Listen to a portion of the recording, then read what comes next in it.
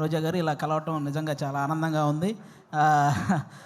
బేసిక్గా అందరూ యూట్యూబ్లో రోజా గారిని హైపరాది ఏమన్నాడో తెలుసా అని రాస్తుంటారు కదా. నేను ఎప్పుడు ఏమనలేదండి ఆవిడని, నిజంగా ఎప్పుడు ఏమనలేదు. కానీ మీరు రాసుకొని సరే వ్యూవర్షిప్ కోసం మీరు రాస్తుంటారు. ఓకే, ఈరోజు తెలుగు సినిమా నిజంగా చాలా చాలా చాలా బాగుంది. ప్రజెంట్ ఇంకా ఇంకా బాగుంటుంది. ఎందుకంటే నిన్న సాయంత్రం పుష్ప 2 అని ఒక ట్రైలర్ వచ్చింది. అబ్బా, ఆ అల్లు అర్జున్ గారి హార్డ్ వర్క్కి, అలాగే మన సుకుమార్ గారి డెడికేషన్కి మనందరం నిజంగా హ్యాట్సాప్ చెప్పుకోవాలి. రేపు డిసెంబర్ 5వ తేదీ ఒక నేషనల్ అవార్డు విన్నర్ చేయబోయే ఇంటర్నేషనల్ పర్ఫార్మెన్స్తో థియేటర్లు blast అవ్వబోతున్నాయి.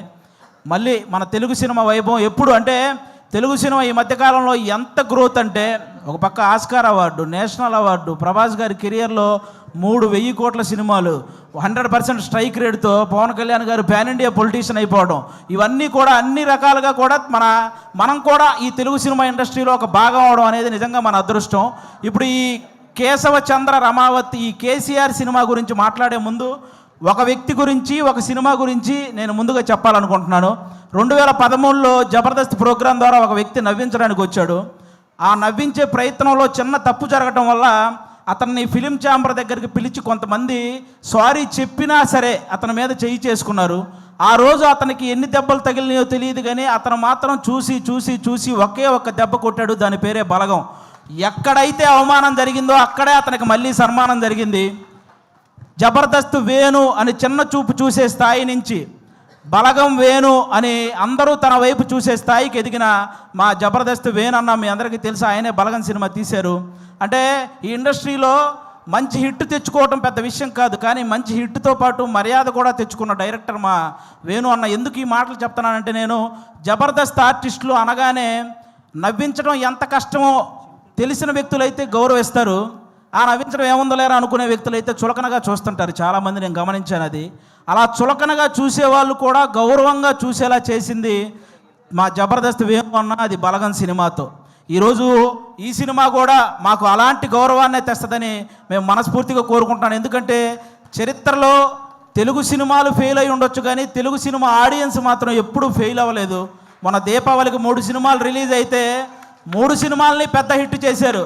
First time Telugu cinema చరిత్రలో ఒక్క నెగిటివ్ రివ్యూ కూడా రాకుండా హిట్ అయిన సినిమా లక్కీ భాస్కర్. కానీ ఒక మిలిటరీ వాడి జీవితాన్ని కళ్ళకు అద్దినట్టు చూపించి అందరినీ కళ్ళు చెమర్చేలా చేసిన అమరన్ సినిమా. కానీ ఇంకా ముఖ్యంగా నాకు బాగా హ్యాపీ అనిపించింది, కిరణ్ అబ్బవరం లాంటి హీరోకి ఒక హిట్ దొరికింది ఆ రోజు.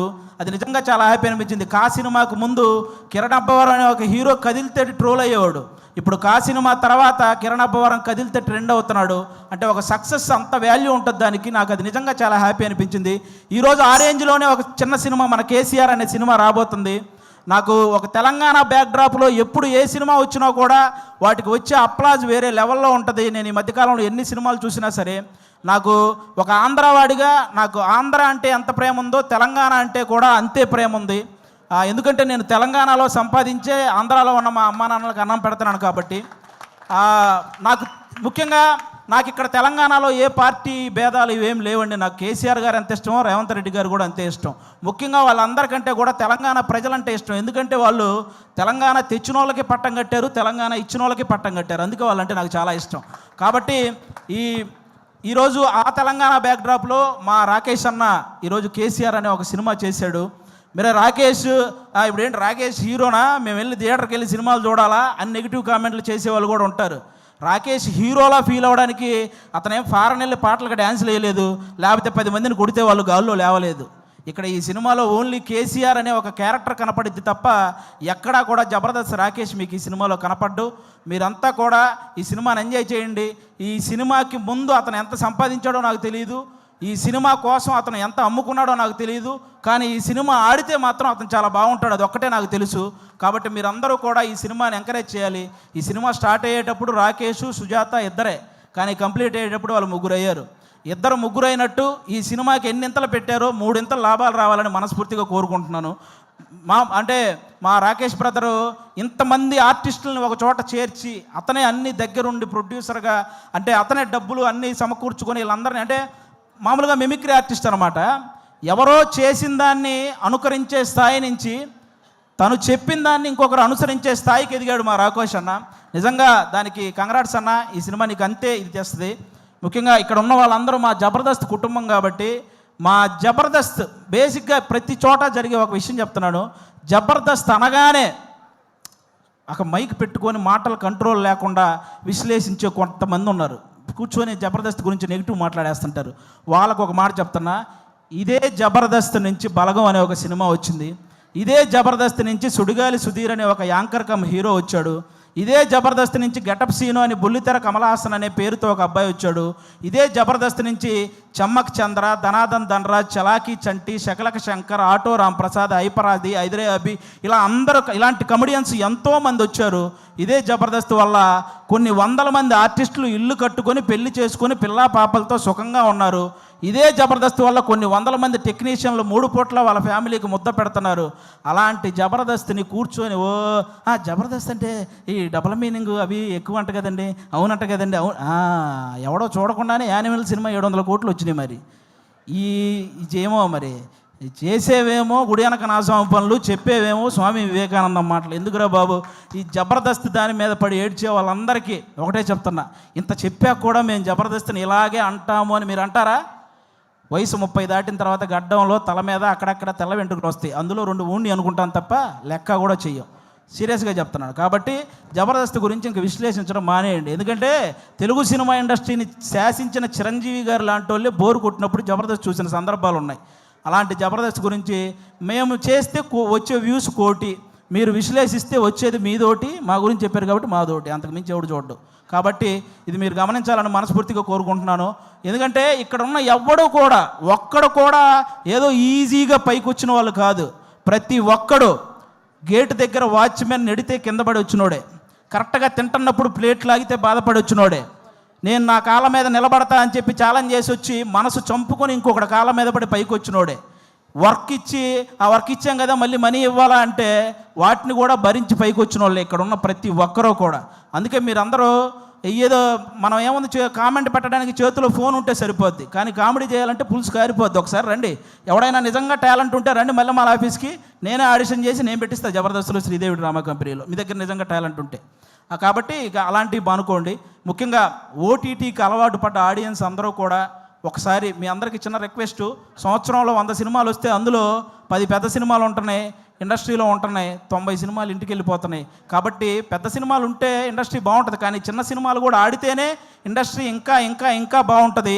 సాఫ్ట్వేర్ ఇండస్ట్రీ అయితే వర్క్ ఫ్రమ్ హోమ్ అని చేసుకోవచ్చు, కానీ తెలుగు సినిమా ఇండస్ట్రీకి వర్క్ ఫ్రమ్ హోమ్ అంటే అవ్వదు. ఖచ్చితంగా థియేటర్కి వచ్చి చూడాలి, అప్పుడే సినిమాలు గట్టెక్కుతాయి.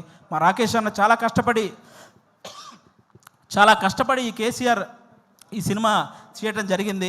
అన్నకి మీ అందరి ఆశీస్సులు కావాలి. మీ అందరికీ జబర్దస్త్ ద్వారా ఎన్నో సంవత్సరాలు మీ ఇంట్లోకి వచ్చి నవ్వించారు. ఇతని కోసం ఈరోజు మీరు ఇంట్లో నుంచి బయటకు వచ్చి థియేటర్కి వచ్చి ఆయన ఆశీర్వదించాలని మనస్ఫూర్తిగా కోరుకుంటాను. Once again thank you. మాకు ఇలాంటి జబర్దస్త్ లైఫ్ ఇచ్చినటువంటి ఈటీవీ రామోజీరావు గారికి, అలాగే శ్యాంప్రసాద్ రెడ్డి గారికి, అలాగే మా నాగబాబు గారికి, రోజా గారికి, అందరికీ కూడా చాలా థ్యాంక్ యూ సో మచ్. ముఖ్యంగా నాకు పర్సనల్గా జబర్దస్త్ లైఫ్ ఇచ్చిన మా అభి అన్నకు కూడా సభాముఖంగా అందరికీ థ్యాంక్ యూ సో మచ్. నా కుటుంబం అని నేను ఎప్పుడు ఫీల్ అవుతాను. సో ఆ కుటుంబం నుంచి ఎంతోమంది హీరోలు వచ్చారు. అభి వచ్చారు, అండ్ ఇప్పుడే వచ్చి వెళ్ళాడు సుధీర్ వచ్చారు, అలాగే ఇప్పుడు రాకేష్ వస్తుంటే చాలా హ్యాపీగా ఉంది. రాకేష్ రావటం ఇంకా ఇంకా హ్యాపీగా ఉంది. ఎందుకంటే రాకేష్ నాకు పరిచయం అయింది జబర్దస్త్లో. అప్పటి నుంచి అమ్మ అమ్మ అమ్మ అంటూ నా చుట్టూ తిరుగుతుంటాడు చిన్నపిల్లాడిలాగా. సో నా బిడ్డ రాకేష్ సినిమా సూపర్ హిట్ కావాలి అని ఇంత దూరం ఒక తల్లి మనసుతో వచ్చి ఆశీర్వదించాలని రావటం జరిగింది. నా పుట్టినరోజుకి ఎప్పుడు రాకేష్ నగిరికి వచ్చేవారు. ఈ ప్రీ రిలీజ్ ఈవెంట్తో ఇక్కడ బిజీగా ఉండటం వల్ల నేనే అక్కడి నుంచి ఇక్కడికి రావటం జరిగింది. నిజంగా తెలంగాణ బ్రాండ్, తెలంగాణను సార్థకత చేసిన కేసీఆర్ అంటే మా రాకేష్కి చాలా ఇష్టం. ఆయన పేరుతో ఈరోజు సినిమా తీయటమే కాకుండా తెలంగాణ మట్టి మీద, తెలంగాణ గడ్డ మీద, తెలంగాణ చరిత్ర మీద, తెలంగాణ మనుషుల మీద తనకున్న ఎనలేని ప్రేమని, అభిమానాన్ని ఈ సినిమాలో మా రాకేష్ చూపిస్తున్నారు. సో తెలుగు ప్రజలు కూడా, అంటే తెలంగాణే కాదు, తెలుగు వాళ్ళందరూ కూడా ప్రపంచవ్యాప్తంగా ఉన్నవాళ్ళు మా బిడ్డని ఆశీర్వదించి ఈ సినిమాని సూపర్ హిట్ చేయాలని మనస్ఫూర్తిగా కోరుకుంటున్నాను. ఎందుకంటే బలగం సినిమా మనం చూసాం, ఒక విలేజ్ బ్యాక్డ్రాప్తో, అది కూడా మా జబర్దస్త్ టీం నుంచి వచ్చిన వేణు డైరెక్ట్ చేసిన సినిమా. ఒక పల్లె వాసనతో ఎంత ఫ్రెష్గా అనిపించిందో అంతకన్నా ఈ సినిమా బాగుంటుంది. అండ్ పెట్టి ఒక స్కిట్లో నేను బయట పెట్టగానే ఇంక ఏడ్చేసింది. సో అప్పుడే చెప్పాను, మంచి అమ్మాయిరా, నిన్ను పిచ్చిగా ప్రేమిస్తుంది, పెళ్లి చేసుకో అని.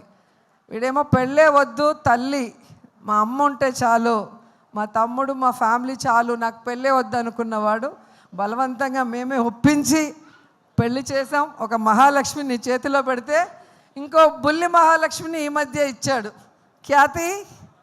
సో ఖ్యాతి పుట్టిన సందర్భంగా ఈయన సినిమాతో ఈయనకి ఖ్యాతి రావాలి. అలాగే మా మహాలక్ష్మి నీతో ఉంది కాబట్టి కాసుల వర్షం కురవాలి అని కూడా మనస్ఫూర్తిగా కోరుకుంటున్నా. ఎందుకంటే ఒక సినిమా తీయాలంటే చాలా కష్టం, నేను కూడా తీశాను. సో రూపాయి కూడబెట్టిన డబ్బుని ఈరోజు తన డ్రీమ్ అయిన ఈ ప్రాజెక్ట్ మీద ఖర్చు పెడుతూ తన ఇంటిని అన్నీ కూడా ఈ సినిమా కోసం త్యాగం చేశాడు. సో అలాంటి రాకేష్ డ్రీమ్ని మనం ఫుల్ఫిల్ చేస్తూ ఈ సినిమాని సక్సెస్ చేయాల్సిన బాధ్యత ప్రతి తెలుగువాడి మీద ఉందని కూడా కోరుకుంటూ